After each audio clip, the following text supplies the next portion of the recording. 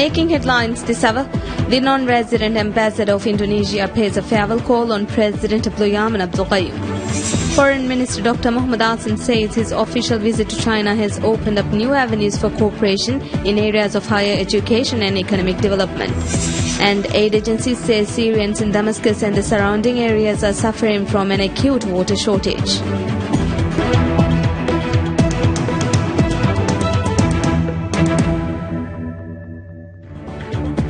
Bismillahirrahmanirrahim. Welcome you all to TVM News in English. I'm Zuna Hassan here with the news in details.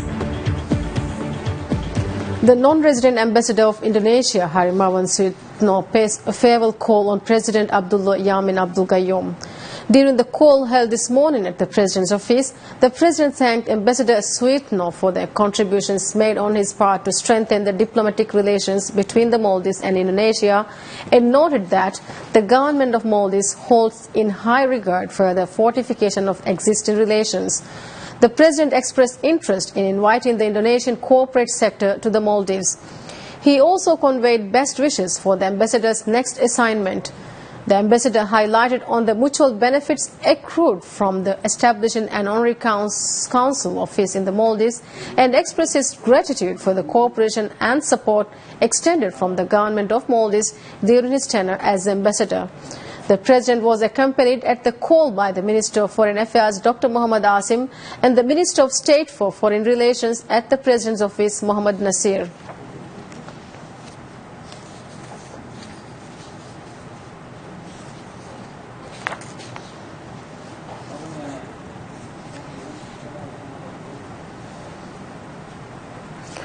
Maldives Airports Company MACL reveals plans to increase the number of airlines operating to the country during this year. Speaking to PSM about the plan, MACL's Managing Director Adil Musa said discussions are underway with 4 international airlines regarding the commencement of flights to Velana International Airport soon. He said these include airlines from Europe, India and China. Adil said the airline from India will begin operations to the airport by mid this year, while the European airline is expected to begin operating flights by October or November.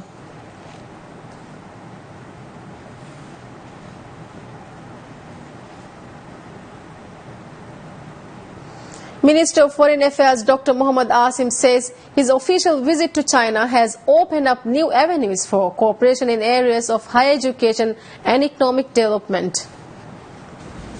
The Maldives and China have a long-lasting historical relationship, and the ties between the two countries have grown stronger in recent years.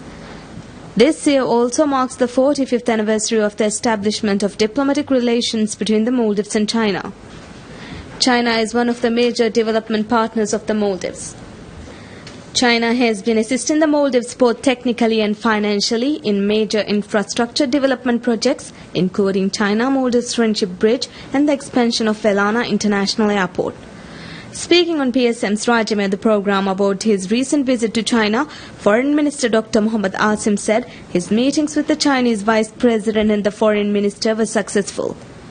The minister said he shared with the Chinese officials information on the ongoing development projects in the Maldives that are being carried out with financial assistance from China. He also informed them of the investment opportunities in the Maldives for Chinese companies. Foreign Minister Dr. Muhammad Asim concluded his first official visit to China on Sunday. During the visit, Foreign Minister Asim paid a courtesy call on the Vice President of China, Li Yuanshao, and the Minister of Foreign Affairs of China, Wang Yi, and exchanged views on further strengthening the close bilateral relationship between the two countries. Minister Asim also met the President of AIIB, Jin Liqun, and the President of China Exim Bank, Liu Liangke. The minister also visited Dalian City of China and met with the mayor of Dalian City, Xia Shengfeng. The Maldives was awarded with 2 scholarships during ministers' meeting with the Vice-Chancellor of Dalian Medical University, Zhao Ji. Minister Asim further met the Maldivian students at Dalian Medical University. Housing Development Corporation signs a memorandum of understanding with Malay Water and Sewerage Company to establish road crossings for Phase 2 Stage 1 road project and for the provision of water and sewer service in Phase 2. The MOU, MWSC will provide materials, supervision and design details for the road crossing of MWSC service lines that fall into the ongoing Phase 2 Stage 1 road project. In addition, MWSC will facilitate complete water and sewerage services in Phase 2 through installation of water and sewerage networks. Meanwhile, HTC will assist and facilitate in the assessment work and cooperate with MWSC for smooth collaboration at all stages of the project.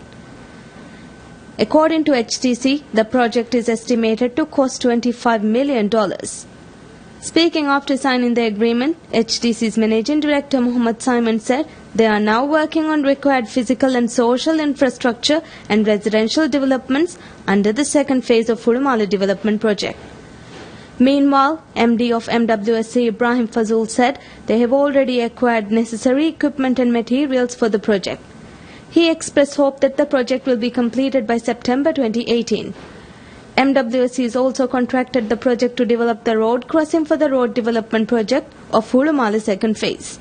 According to HTC, Hurumala Phase 2 will be developed as a modern youth city focused on creating ideal environment to spur creative entrepreneurship and limitless opportunities for the future of the country. Hurumala Phase 2 offers opportunities in residential developments, light industrial parks and a tourism district, a yacht marina, institutional and commercial developments and sports development.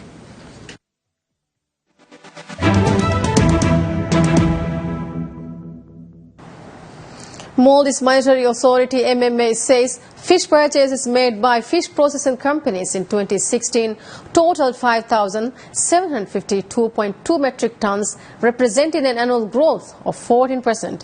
Despite the increase in annual terms, fish purchases saw a monthly decline of 5%. According to the central bank's monthly economic review, both the volume and earnings of fish export declined annually by 50% and 37% respectively during the month of September. MMA said the decline in the volume of fish exports was mainly on account of a fall in the volume of frozen shipjack tuna exports.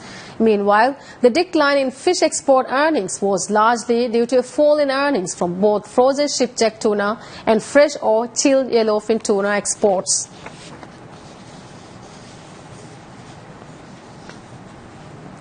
Maldives Monetary Authority MMA says over 44 million rupiah worth of loan guarantees have so far been issued under its credit guarantee scheme for small and medium-sized enterprises. The central bank recently increased the total amount allocated for the scheme from 50 million to 100 million rupiah.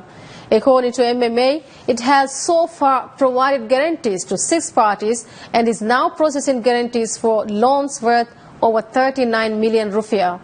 MMA launched a credit guarantee scheme CGS in August last year with the aim of facilitating access to finance for SMEs. The central bank says the scheme will guarantee a portion of the credit which mitigates the credit risk to the banks and hence facilitates lending against zero collateral requirements. The scheme will provide for Maldivian-owned SMEs to apply for commercially viable loans between 100,000 to 1 million rupiah with no collateral. MMA has negotiated with the participating banks for these loans to be at favorable interest rates with up to 50 years for repayment. 6 commercial banks operating in the country are included in the scheme. They are Bank of Maldives, Maldives Islamic Bank, State Bank of India, Mauritius Commercial Bank, Habib Bank Limited and Bank of Ceylon.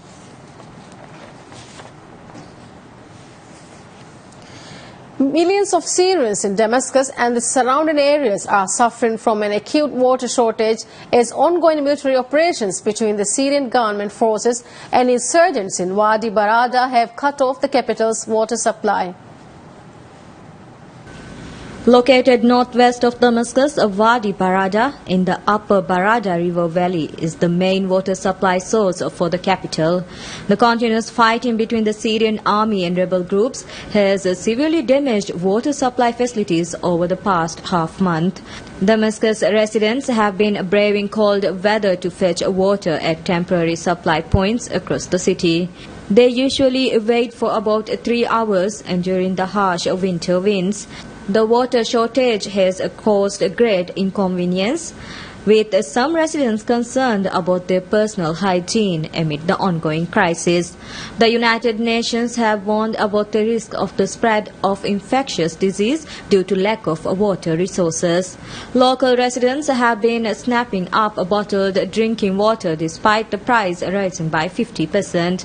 The water supply company in Damascus has started emergency measures to address the issue, including collecting water from wells.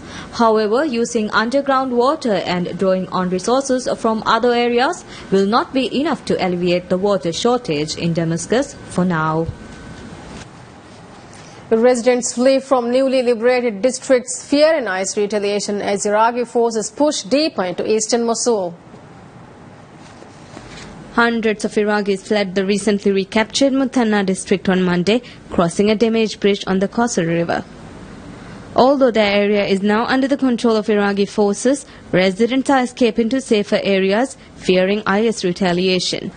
Gaid Ahmad said he left his home because of the constant stream of mortars fired at their homes by IS militants. On Friday, elite counter-terrorism service CTS forces using night vision equipment crossed the Kausar River, a tributary that runs perpendicular to the Tigris through eastern Mosul via a makeshift earth bridge after IS had destroyed permanent ones. Airstrikes from the US-led coalition sped that advance into Muthanna district. The CTS are part of a 100,000-strong Iraqi force made up of the military, Kurdish fighters and Shia militias backed by US-led coalition air power. The offensive against the militant group, which began in October, stalled last month but has regained momentum in the last week. Recapturing Mosul after more than 2 years of IS rule would probably spell the end of the Iraqi wing of the group's self-declared caliphate, which spans areas of Iraq and Syria. A US Navy destroyer fires 3 warning shots at 4 Iranian fast attack vessels near the Strait of Hormuz after they closed in at high speed and disregarded repeated requests to slow down. The incident, which occurred on Sunday and was first reported by Reuters, comes as US President-elect Donald Trump prepares to take office on January 20th. In September, Trump vowed that any Iranian vessels that harassed the US Navy in the Gulf would be shot out of the water. The White House said the Iranian vessels had behaved in an unacceptable manner and that such incidents risked increasing tensions. The warning shots were fired at the Islamic Revolutionary Guard Corps boats by the USS Mahan after it established radio contact but failed to get them to slow down. The Iranian vessels came within 800 meters of the Navy destroyer, which was escorting 2 other US military ships. The Mahan also fired flares and the US Navy helicopters also dropped a smoke float before the warning shots.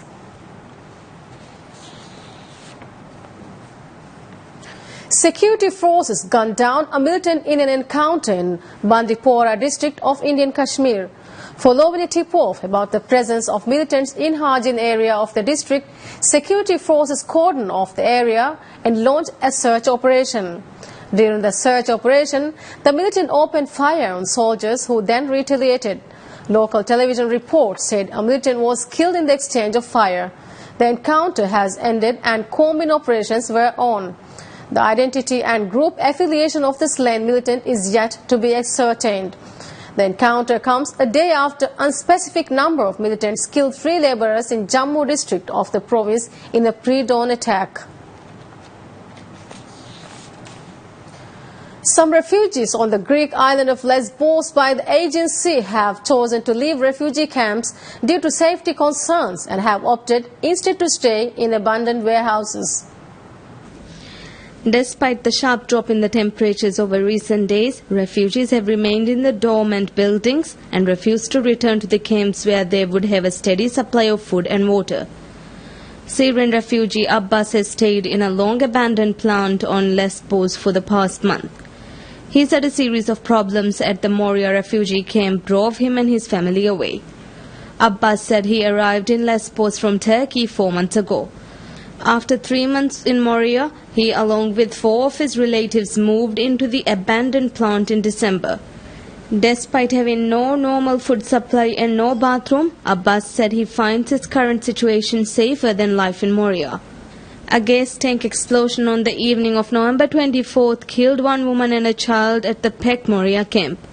Prior to that incident, 2 large fires broke out in the camp, with arson suspected to be the cause of both cases. The humanitarian group Doctors Without Borders (MSF) has previously warned about possible epidemic outbreaks in the Moria camp due to a lack of medical supplies. The EU plans to relocate 66,000 refugees in Greece to other European countries by the end of 2017. However, only 7,700 were relocated over the past 10 months. Around 11,000 refugees remain on Greek islands by the Aegean Sea. Transportation services in the Turkish city of Istanbul have been severely affected by the heaviest snowfall to hit the city in over 7 years. Ferry lines, flights and road traffic all significantly suffered disruption on Monday after 4 days of heavy snow took its toll. The Bosphorus Strait was closed to all naval traffic due to fog generated by the prolonged snow. The Bosphorus is the sole naval connection between the Black Sea and the Mediterranean, as well as a key passage for oil transportation. All ferry lines running across the strait were also suspended on Monday, with the weather hampering Istanbul residents. Turkish airlines were also forced to cancel 227 flights taken off from Istanbul's 2 airports. Schools have been closed for 2 days in Istanbul, with all government employees' office hours shortened to 15:30. Authorities have announced that over 7,000 personnel and 1,340 vehicles are being deployed to help clear the snow from the city's roads. The extreme snowfall, the worst to hit the city since 2009, is expected to last until Wednesday. The South Korean Constitutional Court continues the 3rd official hearing for President Park Geun-hye's impeachment case over the political scandal. The court asked the 2 former presidential officials Ahn Song-bam and Jeon-ho Sung and the Park's old friend Choi Soon-sil to attend the 3rd hearing. However, none of the 3 suspects will appear at the court, the court official said. Choi, who has known Park for 4 decades, is accused of colluding with Park to pressure big businesses to contribute to non-profit foundations backing the president's initiatives. President Park could become the nation's first democratically elected leader to leave office early after Parliament voted to impeach her in December over the corruption scandal, a decision that must be approved or overturned by the Constitutional Court. UN Human Rights Envoy Yang Ji-lee arrives in the northern Kachin state of Myanmar as part of a 12-day visit to the country amid growing concern about reports of abuse of members of the Rohingya Muslim minority in a government security crackdown. Since October, at least 86 Rohingya Muslims have been killed in operations carried out by Myanmar's military, and the United Nations says about 34,000 civilians have fled across the border to Bangladesh. Residents and refugees accuse the military of killing, raping and arbitrarily detaining civilians while burning villages in northwestern Rakhine state. The government, led by Nobel Peace Prize winner Aung San Suu Kyi, denies the accusations and insists a lawful counter-insurgency operation is underway. In a statement, the Office of the United Nations High Commissioner for Human Rights said UN Human Rights Envoy Yang Ji-lee is also scheduled to visit the north of Rakhine state, where the military operation is taking place, the commercial hub Yangon, and the capital Naypyidaw, where government forces are battling autonomy-seeking ethnic Kachin guerrillas. Lee will also investigate the impact on civilians of intensified fighting between the army and rebels in Kachin and Shan states, which she said is causing some disquiet regarding the direction that the new government is taking in its first year of administration. Indian Prime Minister Narendra Modi meets leaders of Japan, Rwanda, Denmark and Serbia. Indian Prime Minister Narendra Modi met leaders of Japan, Rwanda, Denmark and Serbia on Tuesday on the sidelines of an investment summit in the western city of Gandhinagar. The Global Investors Summit Vibrant Gujarat is a biennial event initiated by Modi when he was chief of Gujarat province, and it is one of the biggest and most prominent investor summits in the country, where billions of dollars of investment in the state are pledged. Japan's Trade Minister Hiroshige Seiko, who had met his Indian counterpart Nirmala Sitharaman and Power Minister Piyush Goyal in New Delhi on Monday, called on Modi. According to a government release, bilateral trade between Asia's second and third largest economies more than doubled between 2006 and 7 and 2012 and 13. However, total trade came down to $14.51 billion in 2015 to 16 from a peak of $18.5 billion in 2012 to 13. Rwanda President Paul Kagame held discussions with Modi, and the two leaders oversaw the signing of two memorandum of understanding in a boost to bilateral trade. Modi also held delegation-level talks with Serbian Prime Minister Alejandro Vučić and met with Denmark's Energy Minister Lars Christian Lilleholt. He will later inaugurate the four-day business event. The 8th Vibrant Gujarat Summit will focus on sectors like sustainable development and establishing Gujarat as a business destination. Apart from over 1,500 national and international delegates, leaders from across the world, including Portugal, France, Kenya and Serbia, are expected to participate in the summit.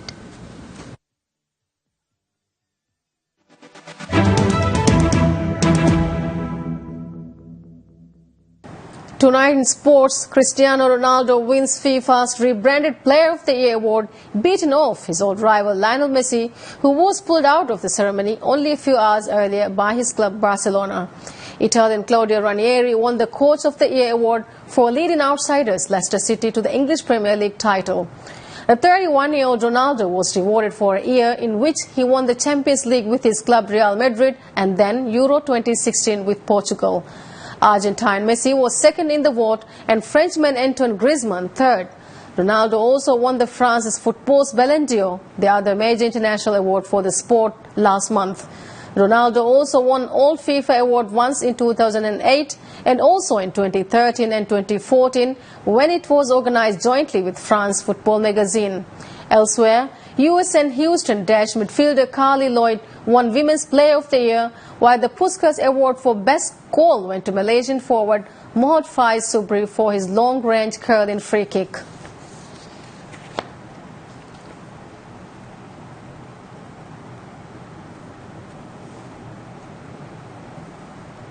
On a lighter note, Tintin fans trooped to Brussels' Grand Place to meet the Belgian reporter in person as the oldest tome of his adventures is to be published in color for the first time. Let's have a look.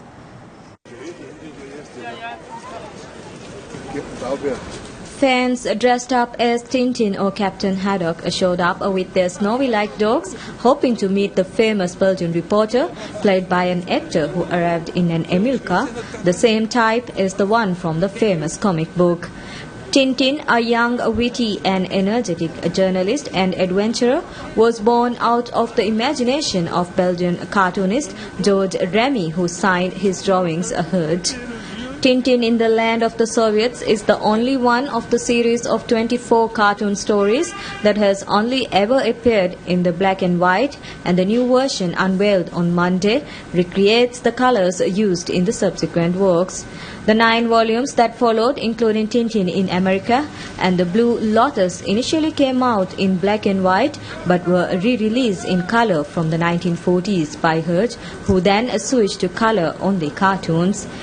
As part of the events organized to promote the new publication, publisher Castamans and Molensa, a company created to promote and protect Herd's work, sent the actor playing Tintin to Russia 88 years after he traveled there in Tintin in the Land of Soviets. Tintin in the Land of the Soviets was originally commissioned for Herd by his newspaper editor-in-chief, Norbert Wallace. It was inspired by a book by Joseph Douillet, a former Belgian consul in Russia known for his critique of communism. The story has Tintin narrowly escaping from a bomb on a train in Berlin and then being pursued by Soviet secret police. Braving freezing temperatures in Brussels, fans welcomed the colored version, saying it would lend the comic book a more modern look. The adventures of Tintin have been translated into 77 languages, including Farsi, Indonesian and Malay. As many as 230 million books have been sold worldwide. With that, we conclude the news for this evening. Thanks for being with us. Good night and bye-bye.